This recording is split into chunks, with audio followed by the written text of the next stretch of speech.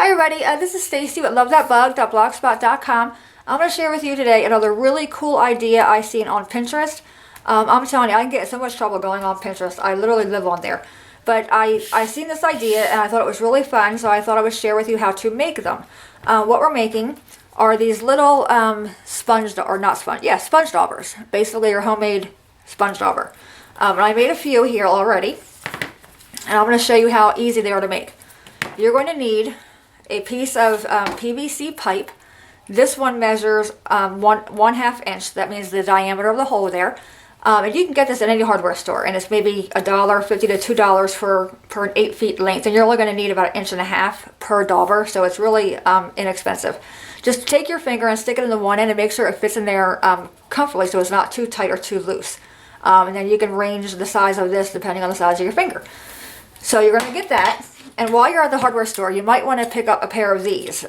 These are pipe cutters, and this is meant for PVC pipe. We got this at Home Depot, about $7, so it's really inexpensive. And what I like about this unit, it works like a ratchet, so you're going to open it up, you're going to pull it apart like this. Okay, you can see like this big dinosaur-looking mouth opens up. And you're going to just squeeze it like this. And it's like a ratchet, so you're not using all your strength to try to cut that pipe, and it does a nice job cutting it.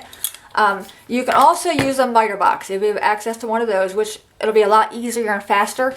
But the miter box, the blade will leave this end rigged, so you're gonna need to go in there and sand it. But it's very simple to do that. But I'm gonna use these just for demonstration. So we're gonna open this up, and I measured mine the length here to be about 1.5 inches. So I'm just gonna take the one I already made and kind of eyeball it here. And I'm not even covering up the lettering. I'm leaving that on. So I can see here, okay, I'm going to take my little jaws, and when you're doing this, this side is down. Okay, the top part is the blade. So take this, and I'm going to get it going, started. I'm going to just get that so it can grab that pipe. Try to keep it somewhat uniform in size. But like I said, I'm not going for precision here. This is a little homemade project. Okay, now that I have a grab on it, you can see I got a grab on it. You're going to press down and squeeze, and it's not very hard to squeeze at all. And you're going to want to keep on doing that.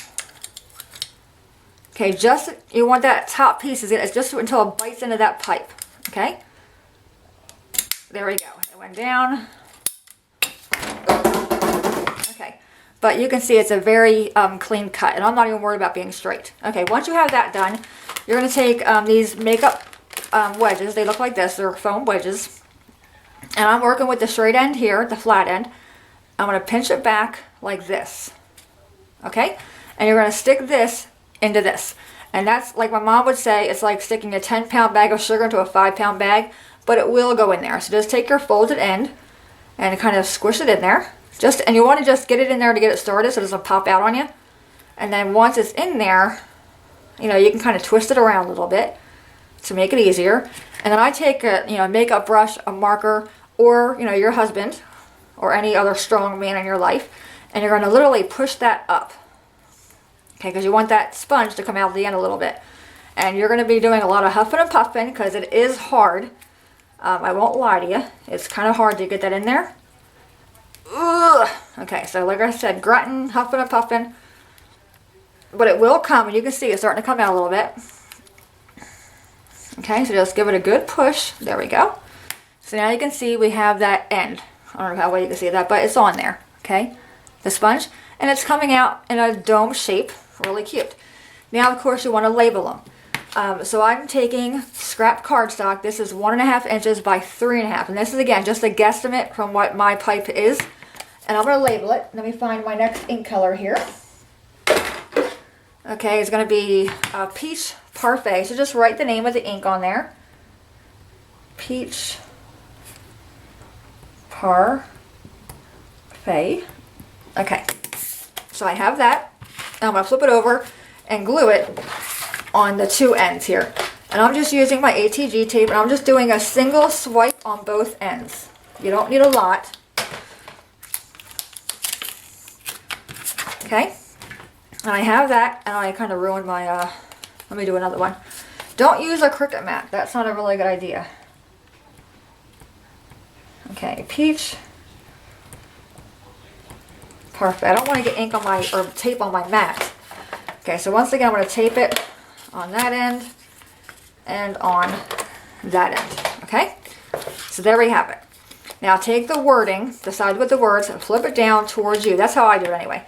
Take your little pipe that you just cut, and you're going to work from the end that has no writing on it. Stick it down, and then bring your other piece around. And I'm not worried about it being all lined up perfectly.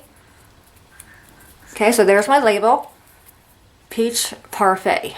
Okay, there we go. And now once that's on there, I take regular Scotch tape, and I'm going to go over it again with my Scotch tape. That way it'll keep that label from coming off or coming undone, because we only used a very little of the ATG tape.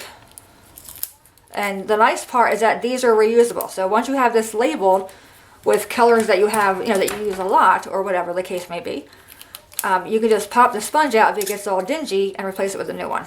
Okay, so there is the finished thing, and my glare is really bad. There we go. Maybe better. Okay, Peach Parfait. And I'm going to show you that it does work. So here's my ink here. Okay, and you're going to basically stick your finger in there. Hold on to it like you were using any other dauber. Ink it up really well. Okay, and you can see that there. And then, you know, you can use this to go around the edges. Okay, so it does work really nicely. So anyway, that's my little tip for you, or idea that I'm sharing with you. I can't take credit for it. And, you know, once you have a bunch of these done, I already went ahead and made a few. You can keep them in the drawer, and they're already labeled for you with the color, so you're not mixing colors. And like I said, the PVC pipe is so inexpensive, you can use it, you know, you can make enough for all of the inks that you may have. Okay? Any question at all, please let me know. As always, thanks so much for watching. Have a great day, and I'll see you guys next time. Bye-bye.